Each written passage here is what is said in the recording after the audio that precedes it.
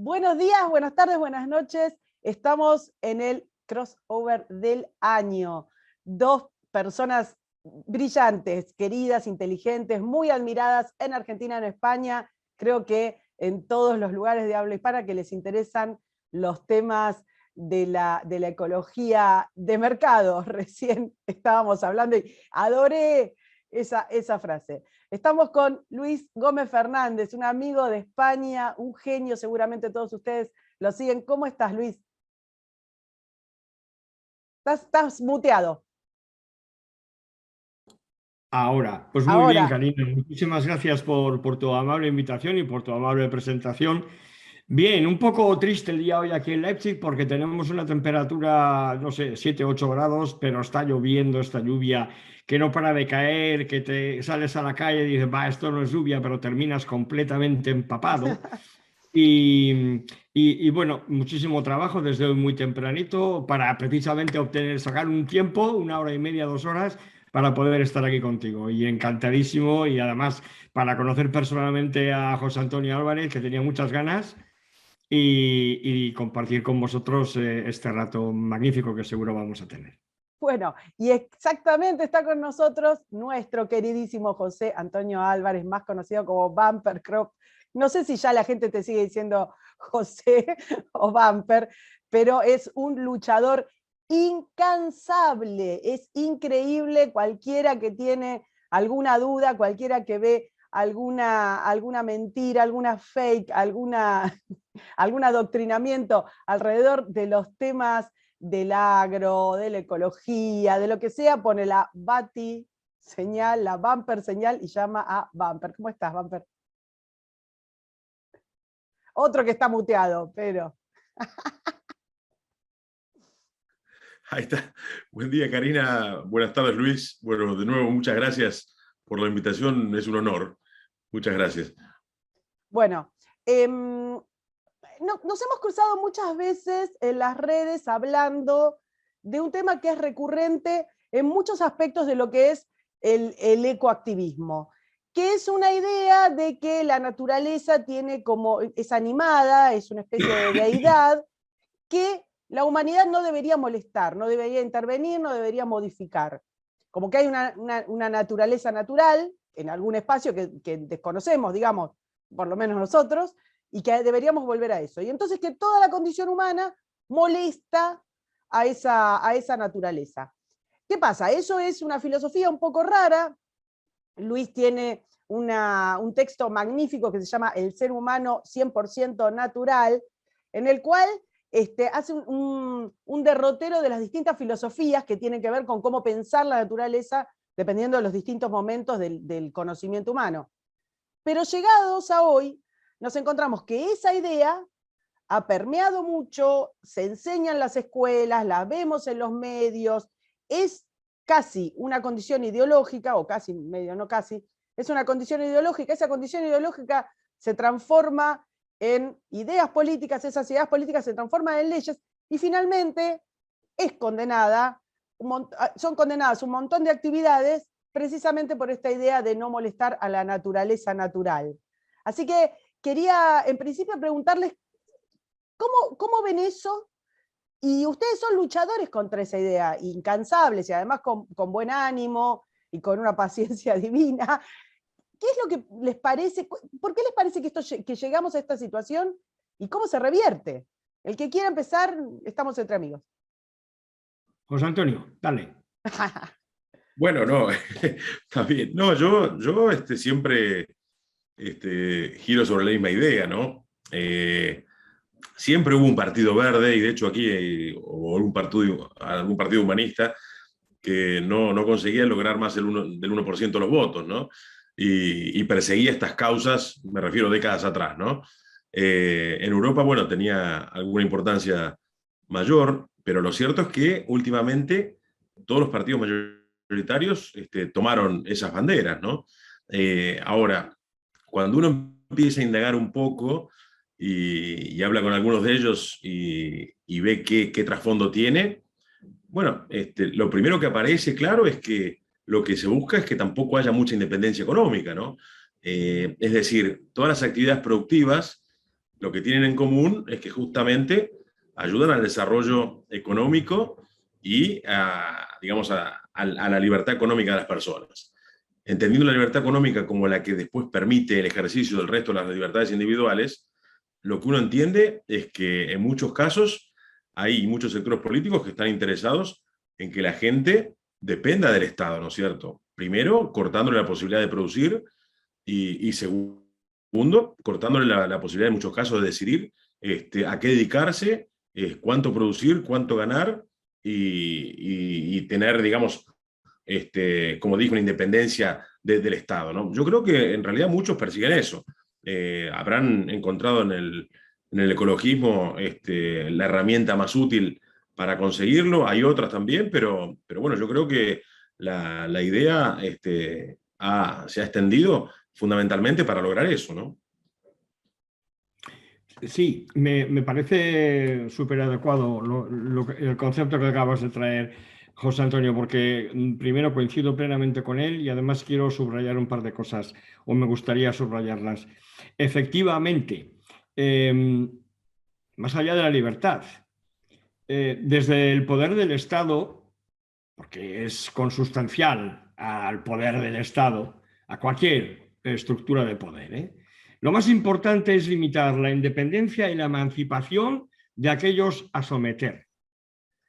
Sería una locura. Imaginaros que de repente todas las personas viven emancipadas, son independientes, no dependen del Estado para nada. Si tuvieran que pagarse una operación, podrían pagársela. Si tuvieran que pagarse una pensión, podrían pagársela. Por el amor de Dios, pero qué locura es esta. La gente podría por fin hacer lo que desea en lugar de lo que nosotros planificamos, y eso no puede ser. La gente tiene que hacer lo que yo planifico, porque lo que yo planifico es lo que está bien. Y lo que tú piensas, José Antonio, lo que piensa Karina, yo no sé si está bien o no está bien, pero como no es lo mismo que lo que pienso yo y yo soy el que manda, no os queda más remedio que entrar por el ano. Esto lo han intentado siempre buscando enemigos.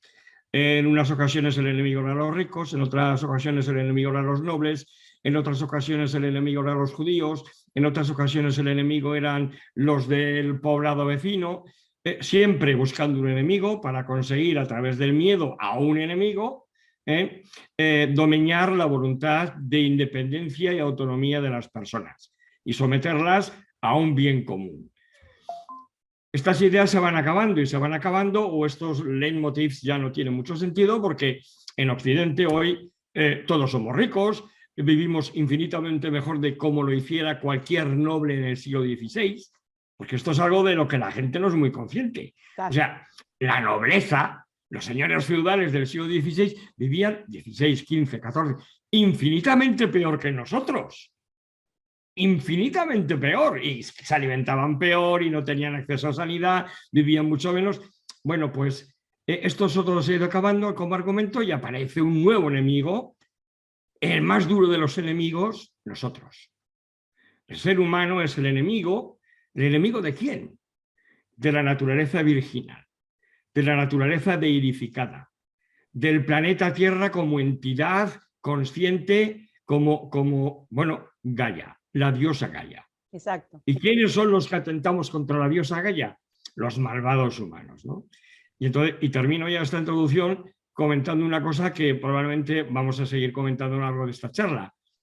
Para mí es perfectamente, o mejor dicho, es tan imposible imaginarme naturaleza sin Homo sapiens como imaginarme naturaleza sin delfines, o, ojo, sin dinosaurios, o sin palmeras tropicales.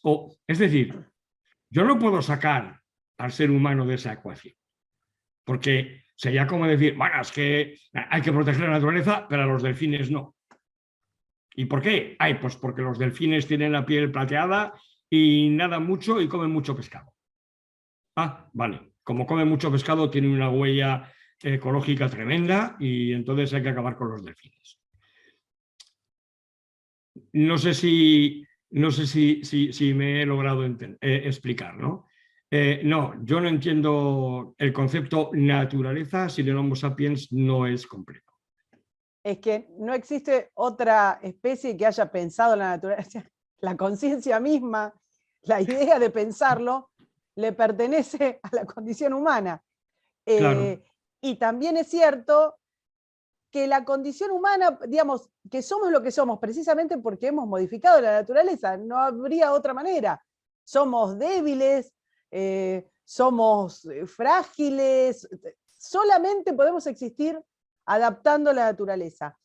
De alguna manera, esto siempre se relaciona, y esto también es un tema que venimos hablando recurrentemente, esto siempre se relaciona con el capital, o sea, es la condición humana ligada al capitalismo. Ahora, es precisamente, y esto tiene que ver con algunas prácticas que vemos muy frecuentemente en las charlas con José, que es toda práctica que potencie la capacidad de dar bienestar al ser humano, es condenada.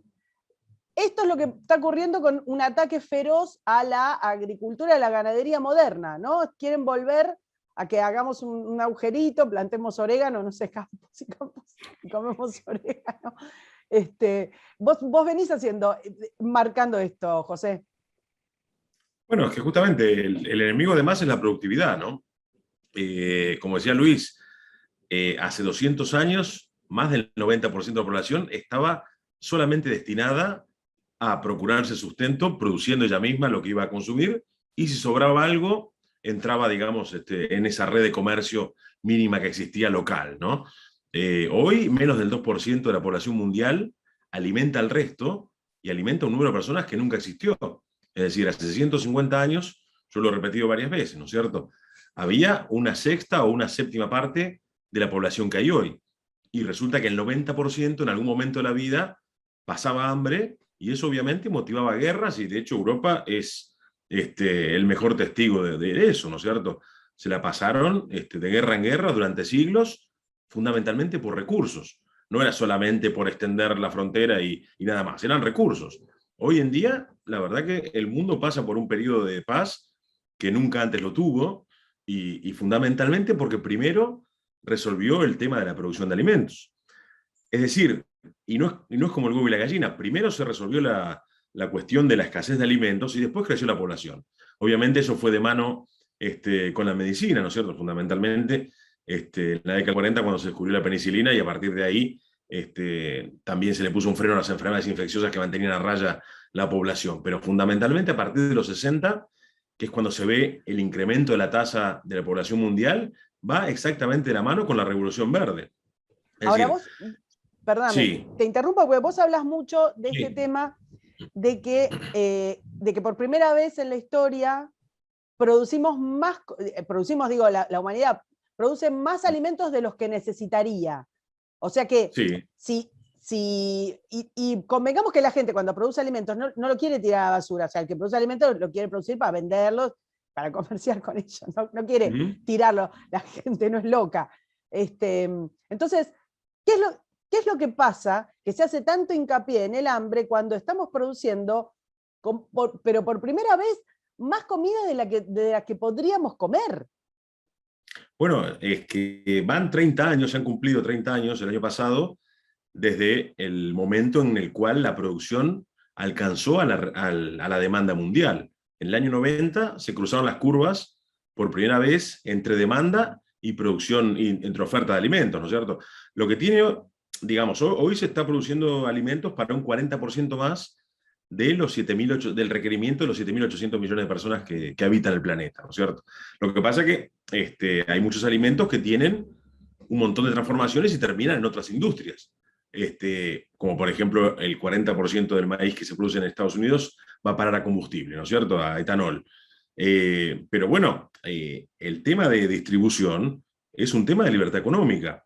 Muchos dicen, bueno, ¿de qué sirve producir tantos alimentos y después hay gente con hambre? Primero, que hay la menor cantidad de gente con hambre de la historia, es decir, alrededor del 10%, que fundamentalmente está en lugares donde justamente no hubo libertad para producir. Yo siempre hago la comparación de dos ambientes que son muy similares, que están en los trópicos. Bueno, cuando yo estudiaba agronomía, en realidad siempre se decía que todo lo que estaba encerrado en los trópicos no era apto para agricultura. Entonces, bueno, la técnica lo que ha hecho sobre todo en las últimas 2 décadas, es que mediante la sanidad y obviamente la nutrición, ha hecho que esos lugares, otrora, digamos, improductivos y solamente destinados a pastizales, sean agrícolas. Y la diferencia la ves muy clara entre lo que pasa en la zona nueva agrícola, que es el bioma de los cerrados en Brasil, que está en realidad al sur del Amazonas, es otro tipo de ambiente que la gente muchas veces confunde, ¿no?, con la Amazonia, y que eso es una sabana, y que de hecho es bastante parecida al ambiente que hay en la África subsahariana, en gran parte de ella.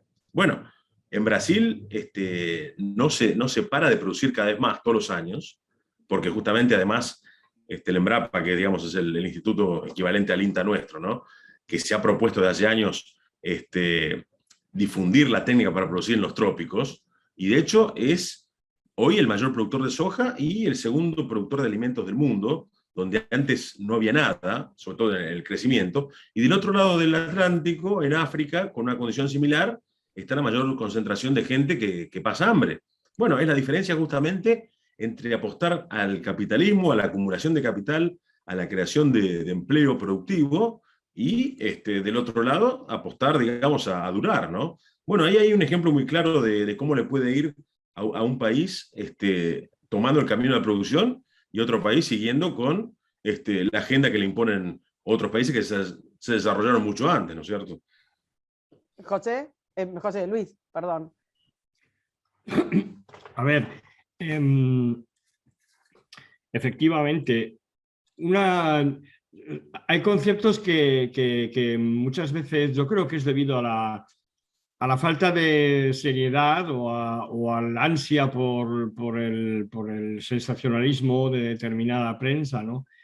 Que impiden que las personas habitualmente, que no tienen por qué estar ocupándose continuamente de estos temas, sino simplemente cuando llega una noticia, estén bastante mal informadas, incluso distorsionadamente informadas, ¿no? Una cosa es la producción global de alimentos o de productos que podemos consumir para el consumo humano, y otra cosa muy distinta es la distribución de alimentos.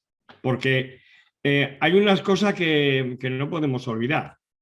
El hecho de que hayamos conseguido, gracias a las tecnologías agropecuarias, convertir una gran cantidad de suelos que no eran productivos en suelos productivos, en terrenos productivos, esto no significa que haya sido posible en todas partes. Hay regiones en el planeta donde, ya sea por motivos políticos, fundamentalmente, o por motivos climáticos, porque el planeta tiene muchos climas, ha sido imposible o muy dificultoso este proceso de adaptación, de cambio en el uso del suelo, y esto ha llevado a una situación crónica de carestía, o sea, de falta de producción alimentaria. Una cuestión que, gracias al mercado, si este fuera libre, sería una cuestión secundaria, porque en principio lo que se está produciendo se hace precisamente, como decía Karina, para que entre en el mercado y pueda ser consumido por aquellos que lo necesitan, que es como funciona un mercado. Oye, yo produzco zapatos y José Antonio produce maíz, y yo no tengo maíz y él no tiene zapatos, y cuando yo quiero maíz o él quiere zapatos, me digo, oye, vamos a hacer aquí un intercambio que me he quedado sin zapatos. Ah, pues mira qué bien, porque yo necesito 40 kilos de maíz. ¿Qué ocurre? Ocurre que, por ejemplo, en África, en muchas regiones de África, los gobiernos se han autoerigido en monopolistas de los servicios de importación alimentaria, a través de sus ministerios o a través de organizaciones de ayuda humanitaria que no son tales, que no son más que tapaderas al servicio del sátrapa de turno, que es el que realmente obtiene los beneficios de la importación del maíz regalado desde Estados Unidos o desde Rusia o desde la India, porque, ojo, es maíz regalado, no nos olvidemos. Y se quedan con él y luego allí lo revenden a precios exorbitantes que sus ciudadanos obviamente no se pueden permitir. Con lo cual, ¡pin!, tienen hambre. Pero es que además, para mantener un determinado nivel de precios algo que en un mercado libre sería impensable. Es decir, los precios, el precio de algo queda definido por A, si hay o no hay la posibilidad de producir o de extraer ese algo, B, mi capacidad para poner ese algo en el mercado, y C, importantísimo, la demanda de ese algo por parte del mercado. Es decir, yo no voy a vender nada que la gente no quiere, tengo que vender lo que la gente quiere. Bueno, pues estas tres cuestiones son las que manejan o manejarían en un mercado libre los niveles de precios. Resulta que no es así. En Europa, por ejemplo, no es así. En Europa tenemos una cosa que se llama la PAC, que son una serie de leyes y una serie de cosas que se ha montado en la Unión Europea para mantener un determinado nivel de precios que permita, que, ojo, no siempre lo hace, que permita un determinado poder adquisitivo de los productores agrícolas y ganaderos de la Unión Europea. Para mantener ese nivel determinado de precios son necesarias dos cosas. Primero, una subvención transversal, es decir, de los impuestos de los que no somos agricultores, destinar dinero a los agricultores, y por otro lado, y esto es lo que a mí me parece perfectamente aberrante, limitar los niveles de producción. Entonces llega la Unión Europea desde Bruselas, en un despacho de un señor sentado, una señora, y dice, a ver cómo estamos este año. Uy, la leche a 50 céntimos, esto no puede ser. Hay que subir la leche a 73, porque si no mis agricultores van a salir a la calle y nos van a montar un pato. Entonces, ¿y cómo subo el precio de la leche? Muy fácil, vamos a tirar leche, la vamos a convertir en leche en polvo para decir que hacemos algo con ella, y luego cuando se nos estropea la tiramos y no pasa nada. Entonces tenemos a personas en África necesitadas de esa leche y personas en Europa tirándola. O, peor todavía, ay no, esto sí no puede ser, a partir del año que viene todo aquel que no sea capaz de mantener una cuadra de 40 vacas tiene que cerrar. Y le cierran la cuadra, no puedes tener 20 vacas. Entonces, esto lo cuento para que nos demos cuenta, por favor, de que el problema no es la producción de alimentos. El problema es cómo está regulada la redistribución del producto alimentario del que somos capaces, que nosotros seres humanos somos capaces de producir. Con lo que producimos no tiene por qué haber nadie en el planeta que pase hambre.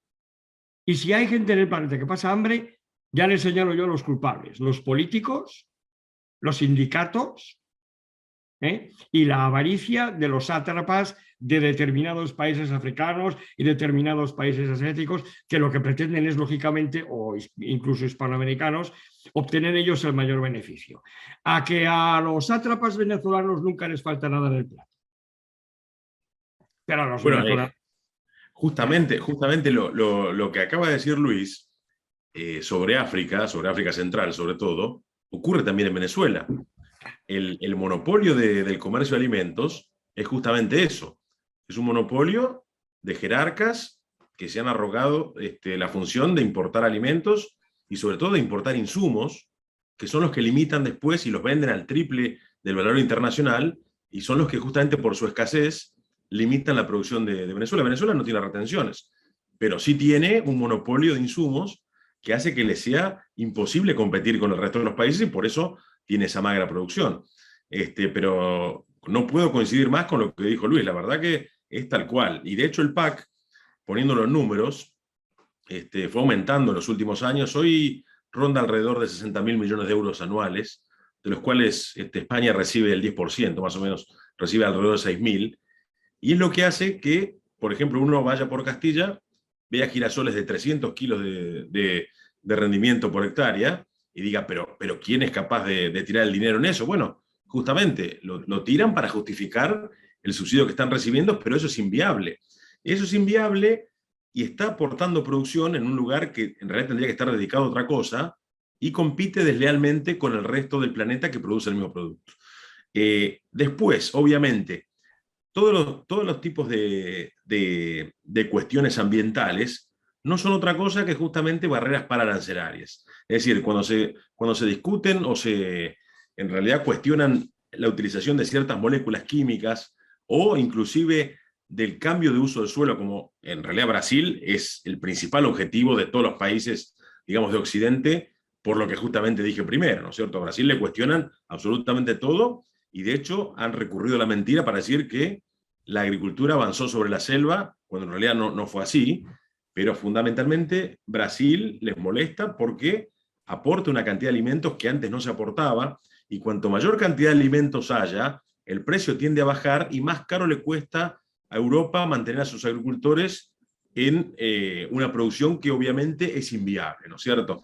Ahora, alguna vez lo hablamos con Karina, hay países que pueden tomar su decisión de producir a un costo mucho mayor que lo que el comercio internacional permitiría proveerse de lo mismo, como por ejemplo Israel, y bueno, lo hace por una decisión estratégica, pero una cosa es tomar ese camino de producir aún a un costo mayor e independizarse, digamos, de la provisión de alimentos del comercio exterior, y otra cosa es ir sobre la producción de los países competidores. En ese caso, el daño es mucho mayor, y es lo que justamente ha dominado la agenda ambiental, te diría yo, en los últimos 40 años. Bueno, desde las rondas del GATT y desde muchos otros tipos de proclamas que sobre todo vienen de Europa. Y en muchos casos también se trata, y yo eso siempre trato de aclararlo, de poner en la misma bolsa a Estados Unidos y a Europa. Y lo cierto es que Estados Unidos, si bien tiene algo de política de subsidios, es mínima frente a la producción que tiene. Estados Unidos produce anualmente el PBI agropecuario con la transformación, ¿no es cierto? La transformación y el comercio interno, alrededor de 1,1 billones de dólares en castellano, ¿no es cierto? Es decir, 1,1 y 12 ceros. Los subsidios que da el Estado americano anualmente rondan los 25.000 millones de dólares, es decir, el 2,3% de la producción total y del PBI agropecuario. Con lo cual, en realidad, está digamos, funcionando de otra manera, y lo que busca, en todo caso, es regular la parte de seguros agrícolas y de preservación de suelos de lo que ellos llaman high erodible land, ¿no es cierto? Es decir, tierras con un riesgo alto de erosión. Y de hecho, pagan, digamos, una cierta renta porque durante 10 o 20 años ciertos lugares con mucha pendiente no entran en producción porque, bueno, de hecho se deterioran. Entonces, ese subsidio que ronda el 2 y pico por ciento de lo producido no es otra cosa que una devolución de impuestos. En realidad, si el agro tributa y su cadena, digamos, posterior tributa alrededor del 30% de impuestos, cuando estamos hablando del 2 y pico por ciento, en realidad lo que es una devolución de impuestos, ¿no es cierto? Ahora, lo de Europa justamente es bastante distinto. Y lo que molesta, fundamentalmente, es cuando atacan a países que han venido a solucionar justamente ese avance de las ciudades, sobre todo en los países ya desarrollados y en los que están en desarrollo, como los del sudeste asiático, donde se han perdido millones de hectáreas, y lo que ha hecho Brasil y bueno, y otros países como la Argentina en menor medida, es reemplazar esa superficie que se perdió año a año por la evolución y el crecimiento de las ciudades, con suelos de menor potencial, porque justamente las ciudades que crecieron en el resto del mundo habían sido fundadas en los mejores lugares, es decir, en la mayoría de los casos en las zonas más agrícolas. Entonces se perdió mucho suelo agrícola, sobre todo en China, y lo reemplazaron países como Brasil, y bueno, resulta que hoy la propuesta es justamente prohibir la entrada de productos de países donde en los últimos 30 años haya habido desmonte. Y esa es la propuesta, digamos, que hubo en la última reunión de Glasgow, ¿no es cierto? Y de hecho, erradamente, como siempre, Argentina está a favor de eso, ¿no? Abrazó esa agenda, sí. Volvieron, digamos, superpusieron regulaciones, y lo que se va a implementar, lo que se pretende implementar, es que para comerciar con la Unión Europea se deba demostrar, o sea, es como invertir la carga de la prueba, se deba demostrar que el producto ese no proviene de una zona de desmonte. Esto implica una cantidad enorme de burocracia, costos, sobre todo para las pequeñas empresas, las pequeñas empresas productoras, y además implica una arbitrariedad, precisamente, tanto, digamos, en las dos puntas, porque ya sabemos cómo funciona. Entonces, de vuelta estamos sujetos a lo que decía Luis de la arbitrariedad del amo, de la arbitrariedad del rey. Ahora, de la misma manera que es endiosada y beatificada la tierra, son demonizados un montón de elementos, digamos, como en paralelo. En general, cuando se habla de desmonte, de fitosanitarios, de todo tipo de producción, eso es el demonio que asola a la madre tierra. ¿Cómo puede ser que se haya logrado ese nivel de desinformación y ese nivel de demonización sobre cosas que son, digamos, que son como ir contra el repelente que nos ponemos para los mosquitos, por ejemplo, o lo que tiramos para combatir las cucarachas en el living de casa? ¿Qué pasó en ese lugar? ¿Qué les parece que pasó y por qué les parece que avanza tanto sin que podamos defenderlo, sin que podamos defender esto que estamos diciendo, que es la producción de alimentos y de beneficios para la sociedad? Cualquiera de los dos. La escuela. Ha pasado la escuela. La escuela en manos de los enemigos de la humanidad. Exactamente. Sí, sí. La escuela en manos de los enemigos de la humanidad. Sabéis que soy docente universitario y a mí una de las cosas de estas cosas que te dejan sorprendidísimo y por lo tanto, bueno, pues en este caso concreto, ese tema ha pasado a formar parte de mis cursos porque lo considero... La primera vez que me siento a dar el curso dentro del marco del curso de ecología, el tema de impactos medioambientales y el tema que tiene mucho que ver con los cambios del suelo que producimos los seres humanos y tal y tumba, lógicamente hay que hablar del tema de la alimentación. Y entonces yo le pregunté a mis alumnos, todos ellos alumnos de máster, es decir, estamos hablando de personas que habían terminado ya sus carreras universitarias, que si alguno de ellos conocía a un señor a un británico llamado Norman Borlaug. Y nadie lo conocía.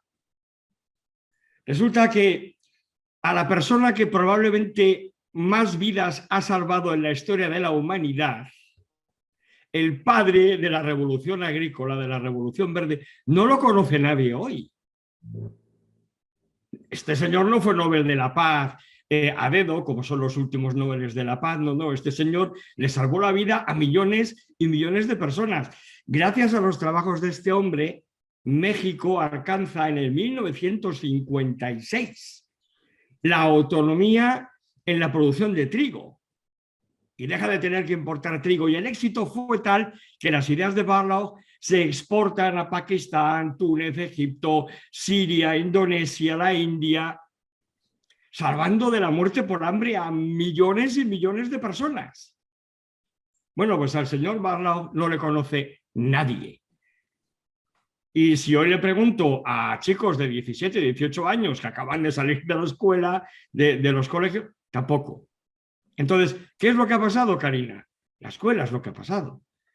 Tenemos una educación perfectamente incapaz de animar a sus estudiantes, a nuestros escolares, a investigar su propio papel dentro de su entorno natural. Y les bombardean continuamente con ideas preconcebidas sobre el entorno natural. Yo ayer o antes de ayer, no sé dónde, en redes sociales veía los ejercicios de una niña de 7 años sobre, ojo, ejercicios de lengua y literatura españolas, lengua, iba de lobos. Y para esta niña, y con el beneplácito de su maestra o maestro, ella iba a salir a darle de comer tomates a los lobos, porque los lobos no devoran carneros. Entonces, yo me quiero imaginar esta niña con 22 años, de excursión por los Montes de León, con sus tomates, a darle tomates a los lobos. Se puede quedar sin brazo, pero claro, ella, la pobre, ¿cómo lo iba a saber si no se lo enseñaron en la escuela? Es la Caperucita ecológica. Exactamente. Entonces,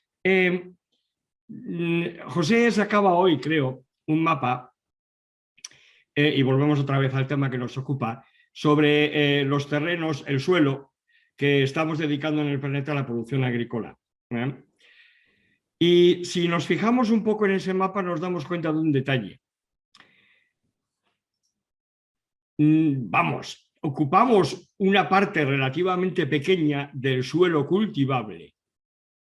Y si lo analizamos racionalmente, no hay ninguna necesidad de tirar selva en Indonesia para plantar palma aceitera o para plantar soja para combustibles o para plantar... No, ninguna necesidad. Pero si lo que sobra es suelo en Australia. Pero si tenemos un desierto del Gobi totalmente desaprovechado. Pero si tenemos la parte sur del Sáhara completamente desaprovechada. Disponemos de tecnología de irrigación, tecnología de mejora de suelos, tecnología de recuperación de suelos áridos. Esto todo ya está inventado. Disponemos de variantes, claro, es que son peligrosísimas porque son variantes manipuladas genéticamente y nos pueden cambiar el genoma, tienen genes. Disponemos de variantes genéticamente mejoradas, repito, genéticamente mejoradas, que pueden crecer en estas circunstancias. Es decir, no haría falta cortar ni un solo árbol. Lo que pasa es que, claro, al mismo tiempo que en Europa decimos que no vamos a importar productos hechos con maíz que viene de un suelo que ha sido talado, también decimos que no queremos consumir nada que haya sido manipulado genéticamente. Libres de GMOs, dicen aquí en Alemania. Lo ponen hasta en los paquetes de mantequilla. Las vacas tampoco también están libres de GMOs. Y la leche, es tremendo. Esta es la paranoia. Esta es la forma de desinformar a la gente para limitar sus costumbres de consumo, por un lado, para reorientar sus deseos y sus necesidades, de manera que mejor se adapten a la ideología, y vuelvo al principio de lo que comentábamos hoy, de dominación, porque en realidad es una ideología de dominación. Haced lo que yo digo, que es lo que está bien, no hagáis lo que vosotros queréis, que es lo que está mal, y si haciendo lo que yo digo no llegáis del todo allí donde queréis, ya me encargo yo de redistribuir la riqueza, quitárselo a quienes lo han ganado con el trabajo, con el sudor de su frente, y dártelo a ti que no has dado un palo al agua. O sea que tranquilo, que yo te arreglo la vida. Yo te hago feliz. Estamos asistiendo a no ministerios, pero a un movimiento en el que hay verdades verdaderas y verdades menos verdaderas. Y dentro de nada veremos felicidades felices y felicidades menos felices. Como decían el año pasado, como en aquello de en el 2030 no tendrás nada y serás feliz. Pues eso, te morirás de hambre con 35 años, pero te morirás sonriendo. Y comiendo gusanos. Vos, José, por ejemplo, o saltamontes. Sí, Pobres saltamontes. Exactamente. José, vos tenés mucho hablado sobre la demonización. Bueno, venimos charlando muchísimo sobre la demonización de los fitosanitarios, de la forma de producción. Es tu tema, es una batalla constante. Como dijo Luis, justamente, eso no fue casual, digamos, eso fue orquestado por los ministerios de educación, y fundamentalmente es muy claro en la Argentina. En la Argentina, el Ministerio de Educación es un aparato de difamación de justamente el sector económico que provee del 70% con esta carga impositiva de divisas al país para que funcione la economía. Es decir, no solamente que no les alcanza con extraerle, digamos, el 80% de la ganancia y servirse, digamos, de manera unilateral de las divisas que entran al país producto de una actividad que es privada. Estamos hablando, digamos, perdona que te interrumpa, para que nos vean, sí, la Fiscalidad de Argentina respecto del campo y de la producción agrícola y ganadera, ronda, José lo explicó muchísimas veces, y lo pueden buscar en sus redes, ronda el 80%, o sea, los impuestos se llevan el 80% de lo que produce de la renta neta del campo. Es delirante. Y lo hace justamente con un sistema tan intrincado que sea muy difícil de interpretar y calcular para el que justamente no es del sector. E inclusive para muchos del sector bueno, que siguen produciendo sin justamente detenerse a ver qué es lo que le están dando al Estado, ¿no es cierto? Pero Disculpa, te arrancando por... interrumpí, pero quería aclararlo Sí, porque, sí, sí, porque sí, nos ve. sí, sí, exactamente. Pero bueno, justamente el Estado, mediante alrededor de 16 impuestos en la Argentina, ha logrado quedarse en años normales y de precios normales y a distancias moderadas del puerto, porque digamos todo eso que sea distinto incrementa, digamos, la tasa, ¿no es cierto? Y el porcentaje de la renta que atrapa el Estado, con alrededor del 70, 80, 90% de la renta neta agrícola. Lo que ha logrado eso, obviamente, es que no haya capacidad de ahorro, porque la rentabilidad es mucha, pero digamos, la atrapa el Estado, no hay capacidad de ahorro, obviamente no hay acumulación de capital, no hay inversión posible y no hay creación de empleo productivo. Bueno, eso es lo que ha hecho que la Argentina haya quedado, digamos, en los últimos años, en los últimos 20 años, prácticamente estable en la producción, cuando todos los países, tanto los que están desarrollándose como Brasil, como inclusive los que están completamente desarrollados como Estados Unidos, no paren de crecer en la producción. Y bueno, y eso justamente es lo que explica el 50% de pobres mal medidos que tiene la Argentina. Y digo mal medidos porque aquí, según ellos, quien gana 50.000 pesos, que hoy son $250, supuestamente no es pobre. Y la verdad que esa persona es pobre hasta en África, ¿no es cierto? Con $250 mensuales.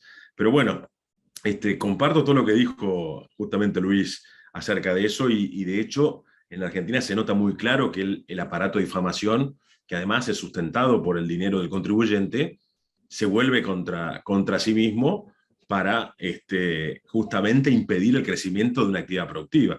Es así, ¿no es cierto? Y los chicos lo vemos en todos los programas de primaria, de fines de primaria y toda la secundaria, hablando peste sobre la producción, que en realidad además es la principal en un país que yo digo que justamente pertenece al selecto grupo de esos 10 países que están llamados a alimentar a la humanidad de acá hasta el fin de los tiempos, ¿no es cierto? Con lo cual es doblemente pernicioso. Porque Argentina, digamos, no es Suecia, no es Finlandia, no lo va a ser nunca, evidentemente, pero tampoco tiene el rol que tienen esos países. Argentina es como Estados Unidos, es como Canadá, es como Australia, es como Nueva Zelanda, y sobre todo, yo siempre repito, es el país más parecido a los Estados Unidos. Y bueno, de hecho, durante un periodo de 50 años, de medio siglo, fueron paralelos y la verdad que crecieron al mismo ritmo y después cada uno, obviamente, el que fue a favor de la producción le fue de una manera, el que fue en contra le fue de otra, ¿no? Pero bueno, lo que decía Luis también de Norman Borlaug, nosotros siempre lo nombramos, ¿no es cierto? Los agrónomos, porque justamente fue el padre de la Revolución Verde. Era americano, Luis, te hago esa nación Iowa, te hago solamente esa corrección, pero él se le atribuye haberle salvado la vida a 1.000 millones de personas. Y de hecho, otra cosa que también explica de gran manera la cantidad de alimento que hoy se produce, es justamente, y yo lo publiqué el otro día, ¿no? Es la importancia que tienen los fertilizantes, sobre todo los nitrogenados, de síntesis, digamos, química, es decir, los que no son naturales. Pues si no, la otra opción, por ejemplo, era el guano, ¿no? Que eso obviamente es finito, pero desde que se empezaron a sintetizar fertilizantes nitrogenados, sobre todo a partir de gas, eso explicó la mitad de la producción de alimentos anual que tiene el mundo. Es decir, hoy hay alimento para, bueno, en realidad casi 10.000 millones de personas. Bueno, la mitad de eso es atribuible al uso de justamente fertilizantes nitrogenados, cosa que por ser algo justamente sintético muchos reniegan, ¿no? Y la verdad que no se puede explicar el motivo de eso, pero como dijo de vuelta Luis, al principio lo dijimos los tres, fundamentalmente es la búsqueda de la pérdida de libertad económica de quienes producen, ¿no es cierto? Para que todo el mundo dependa de siempre los mismos, ¿no? Pero bueno, es triste, pero realmente es así, ¿no? Los dos hacen un trabajo, ninguno de los dos se dedica a esto, digamos. Los dos tienen su profesión muy exitosa, por cierto, ambos, lo cual hace más meritorio este trabajo que vienen haciendo ambos de aclarar, de explicar, de hacer una especie de docencia o de extensión, más que docencia, una cosa de divulgación, respecto de todas estas sí, mentiras, medias verdades, adoctrinamientos y demás. ¿Sienten que avanzaron? Lo saco del tema que teníamos y les pregunto, porque los dos hacen algo muy similar, incluso de una manera similar, con mucha paciencia. A mí me llama mucho la atención. Son muy amorosos, digamos, explicando las cosas, cuando uno tendría ganas de revolear una silla. ¿Sienten que avanzaron? ¿Sienten que se puede mejorar? ¿Sienten que a su sector, sobre todo vos, José, habría alguna manera, este pequeño, ustedes nombran a la escuela, está lleno de organizaciones que han hecho para escolarización y que después lograron meterse en el sistema?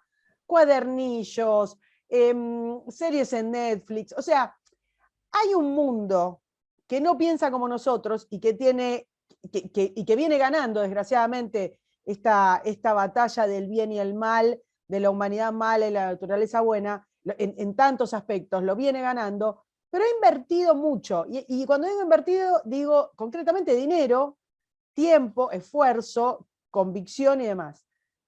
¿Les parece que lograron algo? ¿Les parece que se podría mejorar?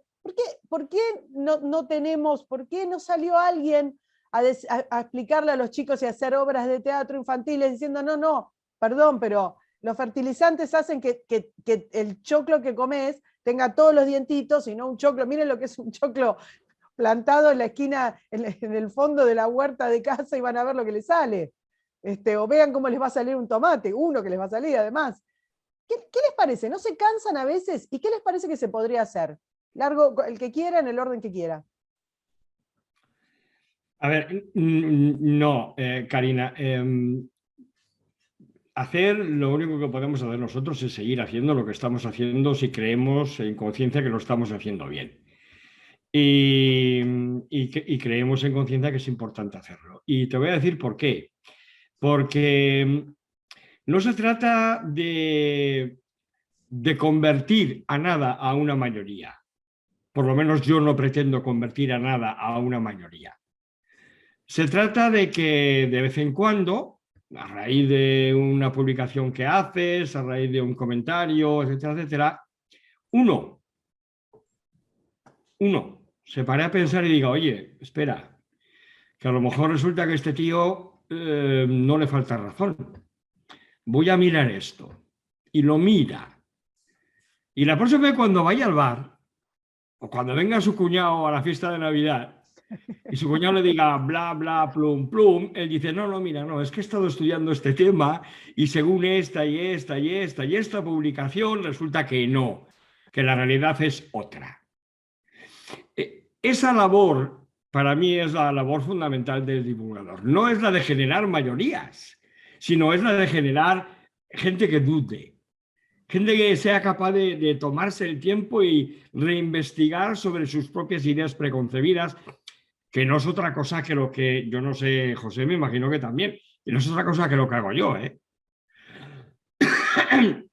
Cuando yo empiezo a escribir, un ejemplo, sobre cambio climático, desde mi entonces, 2005, desde mi muy limitada capacidad de percepción de la información, muy limitada de que yo disponía en aquel momento, yo era tremendamente beligerante y tremendamente negacionista, en el sentido de que no puede haber calentamiento global. No. ¿Qué ocurre? Que, oye, con el paso del tiempo vas estudiando y te vas metiendo más en la materia, profundizas, aprendes. En la medida en la que aprendes, eres capaz de valorar mejor esta y aquella publicación, lo que dicen estos y lo que dicen los otros, y al final vas acercándote, es que así funciona la ciencia, vas acercándote poco a poco a lo que realmente es y no a lo que a uno le gustaría que fuera. Y este trabajo de autocrítica, de reaprendizaje continuo, de no quedarse contento con lo que tú tienes, con lo que tú crees que sabes, fomentar esa curiosidad, para mí esa es la misión, es la razón por la que escribo artículos, la razón por la que estoy en redes sociales, es la razón por la que divulgo lo que divulgo, ¿no? Quiero generar curiosidad, no pretendo generar mayorías. Y no pretendo generar mayorías, aquí termino ya, porque la historia de la humanidad nos muestra que las grandes revoluciones, los grandes avances tecnológicos, filosóficos, culturales, no nacen de las mayorías, nacen del genio de unos pocos. Pues imagínate que yo a lo largo de mis 15, 20 años de divulgación me he topado con uno de esos genios al que le he obligado a repensar y dentro de 10 años saca la teoría definitiva sobre el clima. Ya está, mi labor cumplida. Maravilloso, maravilloso. José. No, yo todavía estoy en la etapa beligerante, pero tengo unos años más todavía. Sí. No, pero yo, si me preguntás si realmente hubo diferencia, yo creo que realmente sí.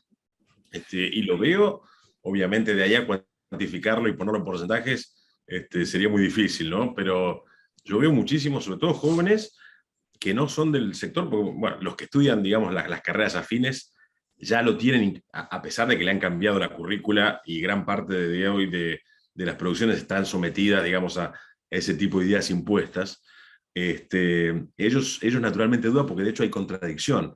Estudian algo científico, después estudian algo que le quieren imponer y notan la contradicción.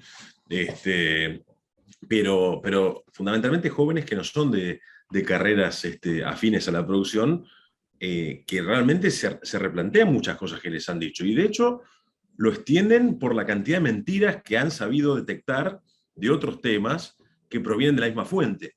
Entonces, en ese caso yo creo que la verdad que en los últimos años, y sobre todo, creo que hay muchos colegas que se han volcado, que antes no lo hacían y que antes las discusiones se limitaban a intercambios endogámicos entre gente que ya sabíamos todo y que solamente, me refiero de ese tema, y que solamente eran pequeños cambios en la sintonía fina de lo que había que hacer. Y hoy creo que el debate, impulsado obviamente por digamos, los que están en contra, ha llegado a gran parte de la sociedad y yo creo que se ha avanzado mucho, por lo menos en Argentina, acerca de saber cómo funcionan las cosas. Creo que obviamente la motivación vino del otro lado, pero la respuesta creo que fue bastante contundente y yo en eso rescato, como siempre digo, el valor de las redes sociales para contrarrestar. Yo además creo que es útil, y de hecho lo he tratado de practicar varias veces, justamente la confrontación. Yo creo que de poco sirve ofrecerse para ir a un colegio y dar una exposición de 1 o 2 horas, y después del otro lado tienen 200 días de clase, 8 horas diarias para decir exactamente lo contrario. Con lo cual, la verdad que es una gota en el océano, ¿no es cierto? Pero justamente los debates y las confrontaciones y las preguntas y las repreguntas lo que hacen es exponer, en muchos casos, al que tiene una posición contrapuesta en el mismo tema y queda en evidencia para el espectador que justamente no está familiarizado con el tema. Es decir, cuando uno le hace una serie de preguntas a otro y realmente el otro llega a un punto en que no tiene respuestas y se demuestra la falacia que venía sosteniendo, yo creo que eso es muy útil y creo que obviamente no es lo más cómodo para hacer. A mí me gusta hacerlo, hay gente que no le gusta hacerlo, pero creo que es donde realmente se ve la diferencia entre quién para determinado tema está, digamos, siguiendo una agenda a la cual, digamos, no entiende, pero apoya, y quién justamente ha estudiado sobre el tema, ¿no? En ese sentido yo creo que es bastante útil, ¿no? Sí. Ay, sí, yo no he negado a la utilidad, José, al contrario, ¿no? Sí, no, pero te entendí perfectamente, Luis. Sí. Claro. Digo que hay que ir, como decían, digamos, un momento, hay que ir a buscar el infiel a su reducto. No solamente exactamente. No solamente alcanza con emitir una proclama opuesta, sino que vamos a ver si realmente tienes razón o no enfrente de todo el mundo. Y cuando eso pasa, la mayoría de las veces rehuyen del debate, pero cuando lo dan, bueno, no digo que uno sea infalible, pero generalmente los que van con la ciencia los vencen.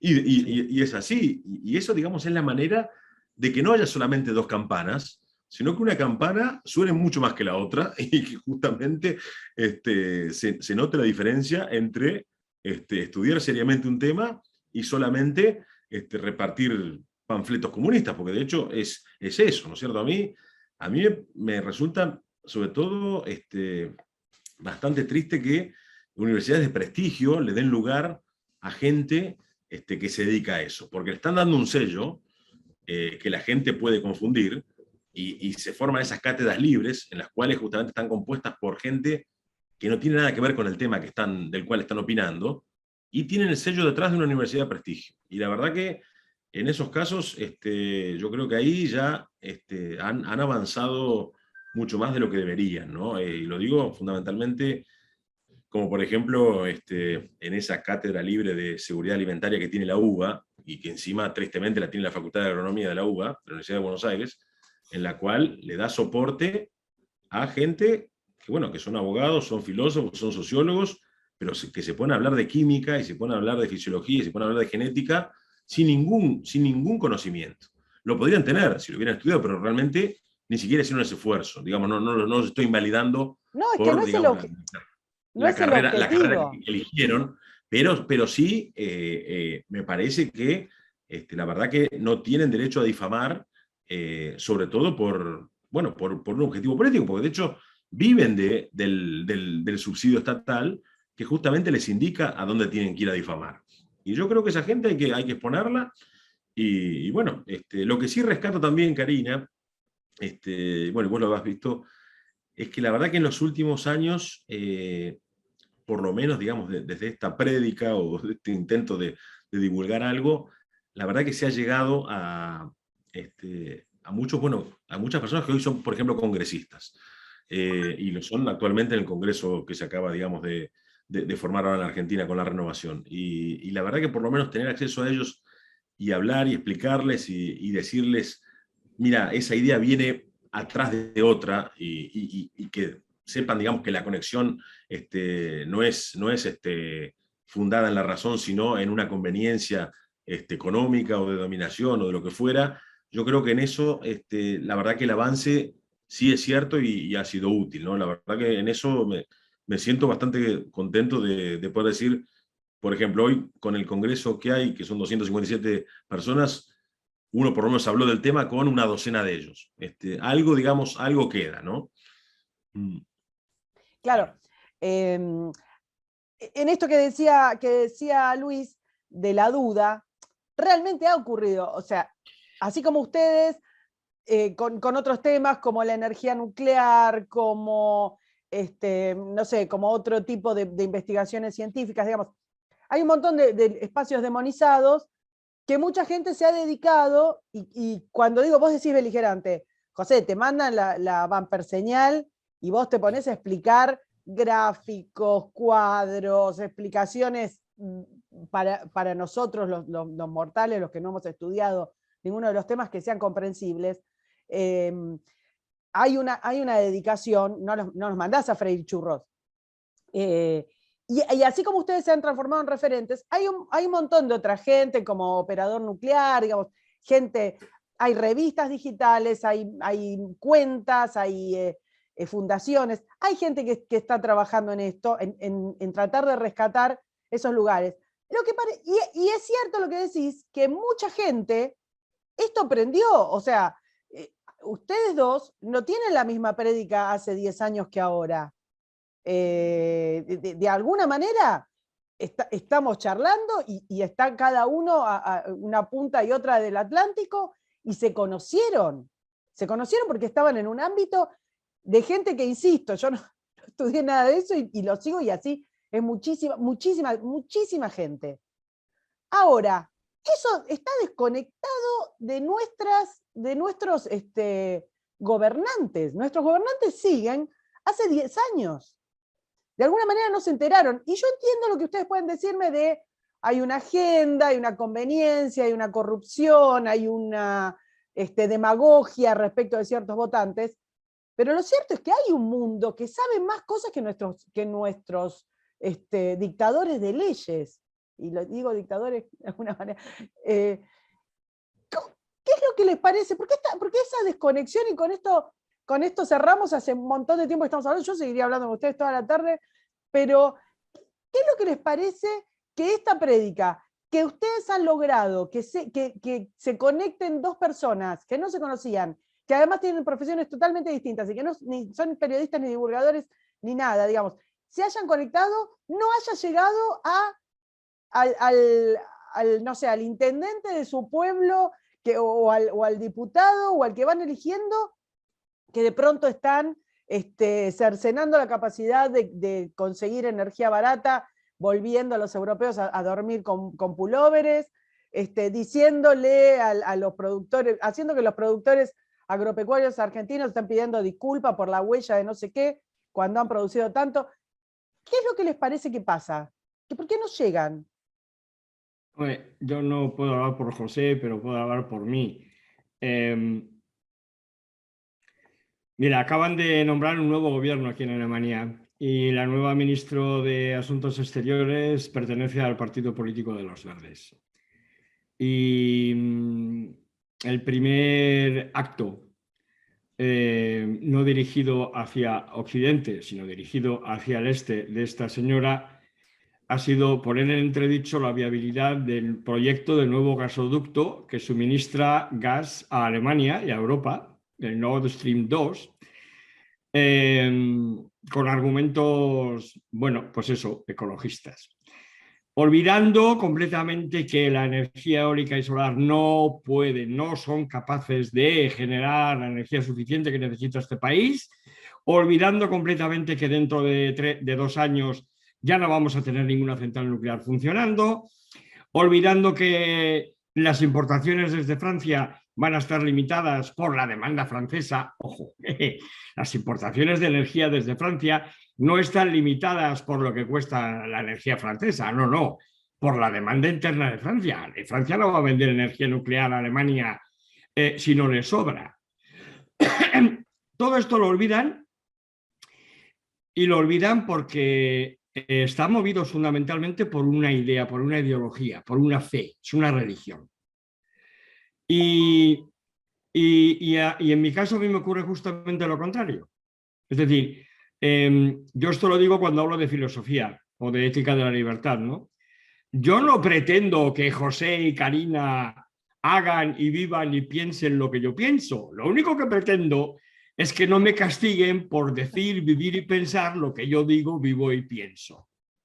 Entonces intento argumentar mi forma de vida porque me parece racional, pero nunca se me ocurriría imponer mis ideas ni a Karina, ni a José, ni a nadie. Estos políticos, sin embargo, están en política precisamente porque están convencidos de que su religión es la verdadera. Y es por esto que es tan difícil hacer divulgación del racionalismo en la clase política, porque en la clase política es muchas cosas, pero en absoluto racional. A lo mejor alguna vez ha habido un ministro de Economía o de Finanzas con un mayor índice, un mayor grado de capacidad comprensiva desde un punto de vista racional, pero si nos fijamos en el resto, no importa el país que miremos, son todos creyentes, y a los creyentes, vamos, es complicadísimo cambiarle la fe a alguien, muy difícil.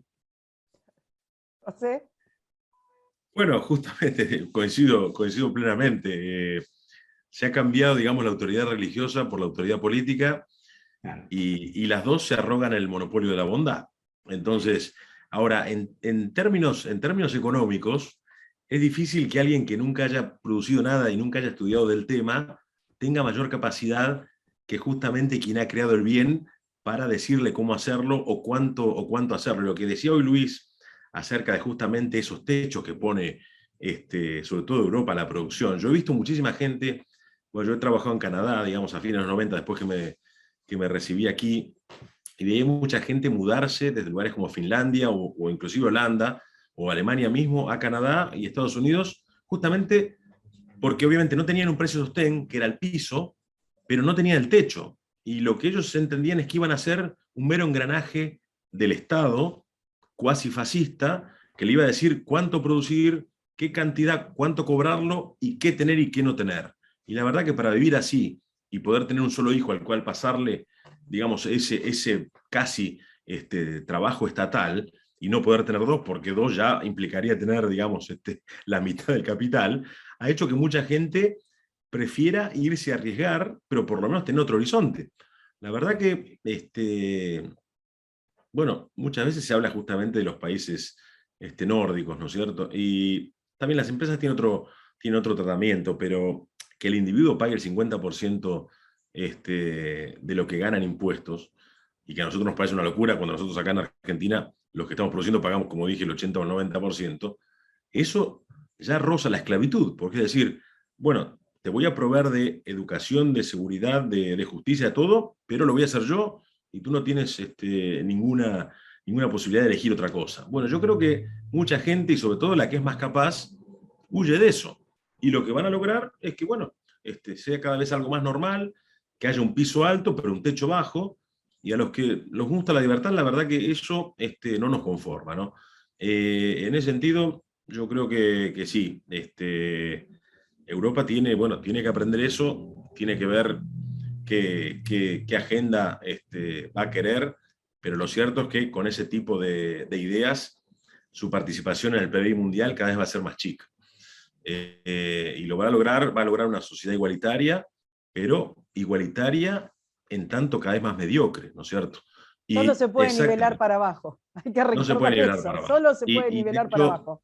Y de hecho en eso hay una diferencia bastante marcada con los países anglosajones, ¿no es cierto? Realmente los países anglosajones, cuando uno los ve, son fundamentalmente los que uno cree que económicamente tiene más futuro. Y de hecho, también pretender regular el comercio de alimentos imponiendo, valga la redundancia, regulaciones y prohibiciones, también los va a sacar del mercado, porque los asiáticos acaban de probar la carne hace 10 o 20 años y no la van a dejar. Entonces, por más imposiciones que quiera poner Europa, y prohibiciones, y agenda, y como dijo Luis, la del 2030, y comer grillos, y porquerías de esas, la verdad que no va a aprender, de la misma manera que la gente empezó a viajar, y tampoco se va a someter a viajar una vez cada 4 o 5 años, o no tener un auto, cuando, digamos, es de las pocas cosas que le da libertad para viajar un fin de semana a algún lugar, viviendo en una ciudad, ¿no es cierto? Porque eso es todo parte de la agenda. Y por último, yo quisiera recordar otra cosa. Hemos llegado ahora, en esta primera parte del siglo XXI, a poder cubrir la dieta proteica, que de hecho es lo que más escasez tiene, porque energía siempre se produjo en todas las latitudes, y de hecho la harina se hace harina digamos, de muchos productos, y es abundante, ¿no es cierto? De hecho se produce trigo en casi 100 países, en la mitad de los países que hay en el mundo, ¿no? Pero la proteína realmente es escasa, y hoy en día Argentina, bueno, y otros países, le pueden cubrir la necesidad o el requerimiento proteico, además de proteína de alto valor biológico, por 20 centavos de euro diario a una persona que está en el otro lado del planeta.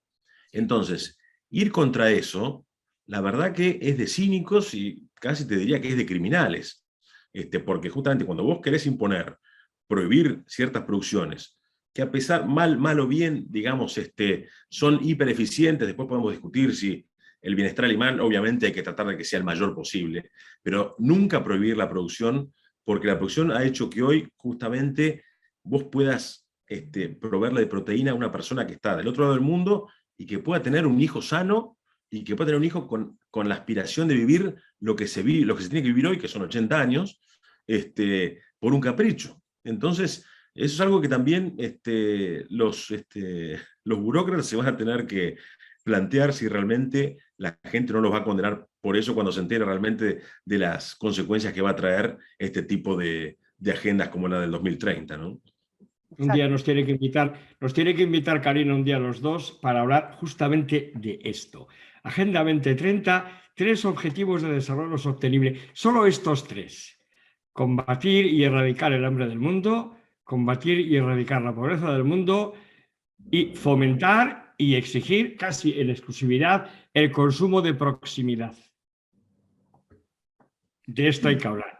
Porque si yo solo como lechugas españolas y dejo de comprar lechugas marroquíes, ya me dirán ustedes a mí de qué va a vivir el agricultor marroquí. Pero bueno, ya digo, para otro programa. Es que exactamente, y voy a tomar voy a recoger ese guante. Y otro más, porque nos va a quedar, estuvimos un montón hablando, pero vamos a convocar, ahora se viene el verano, pero los convoco para 2 cosas más. Una que hablamos y que quedó por arriba, que es el tema energético. Sí. Lo hablamos con esta, el NS2 está, digamos, está convocando también un flor de despiole geopolítico, y no sabemos, estamos como medio sentados sobre un volcán viendo qué va a pasar. pero viene precisamente de la forma en la que se manipuló la producción de energía y la dependencia que tiene Europa en este momento.